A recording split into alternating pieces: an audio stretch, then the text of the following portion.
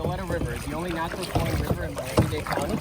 What I like about it personally is that you got all these beautiful mangroves and then you got buildings coming out of those. So it's like a nice contrast between, you know, the city and nature. Yeah. Now, this is the original riverbed. If you kind of point your phone down, you can see how shallow it is, right? However, that lake that you see there, that lake that you see, that's Mile Lake, that was made in the 1930s, and then it was donated. That lake is about 60 feet deep. That right there? Allow the filling here on this side of this gate, Uh-huh. and also to make concrete. So in the late 30s, they donated the lake. It's called Mile Lake. The river originates from behind those two buildings, and it was affected by the tide. That's the ability to have a high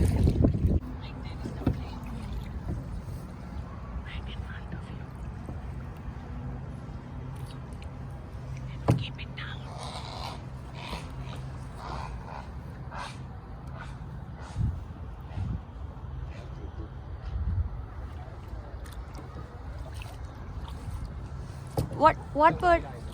It was a dream. This way, hold on. I know.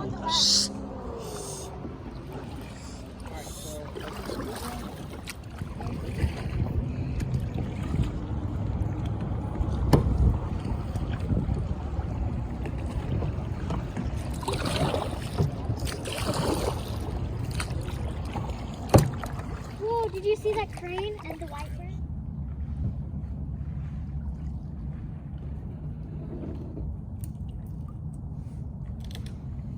See the face? That is a black crowned night heron. They have like a little black crown throughout here.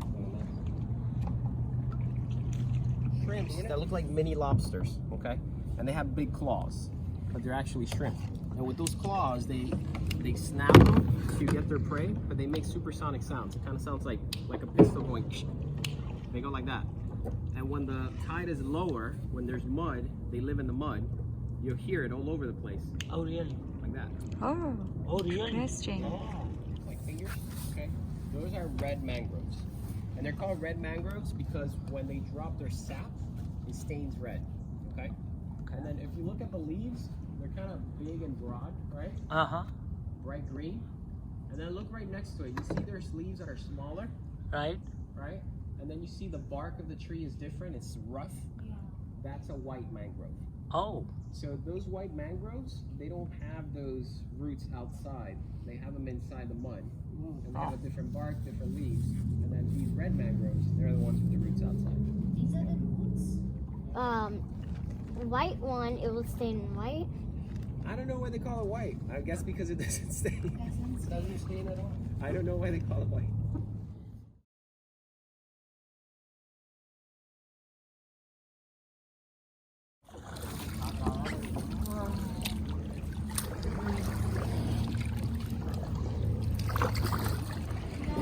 You don't see it? Come on. Your direction Look. to me there. But they are actually a nuisance. They're not from this area. And what happens is a lot of people that had pet iguanas, they let them loose. Uh-huh. They multiply. There's too many of them now. Oh, really? So there's actually people that exterminate them exclusively. Oh, right? really? Because they cause damage to not just the ecosystem, but buildings. What they do is they burrow under the ground, Uh-huh. and a lot of building foundations, buildings that are around the water, they're getting a lot of damage from iguanas burrowing under.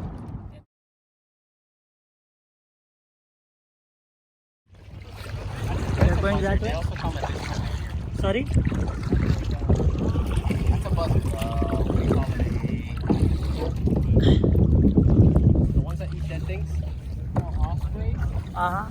Come on, guys. Point it out to you. They usually go they make that noise. And those actually dive in the water, grab the fish with their Oh, really? Interesting. And there's a white heron there. Huh? Beautiful. come over this. Okay, so those blue ones are little blue herons. Remember the big blue heron we saw? The smallest of the machine, how much ripples they generate? Think about the number of ships that are going in the ocean. Benuki jets. Wow. For environment. You know?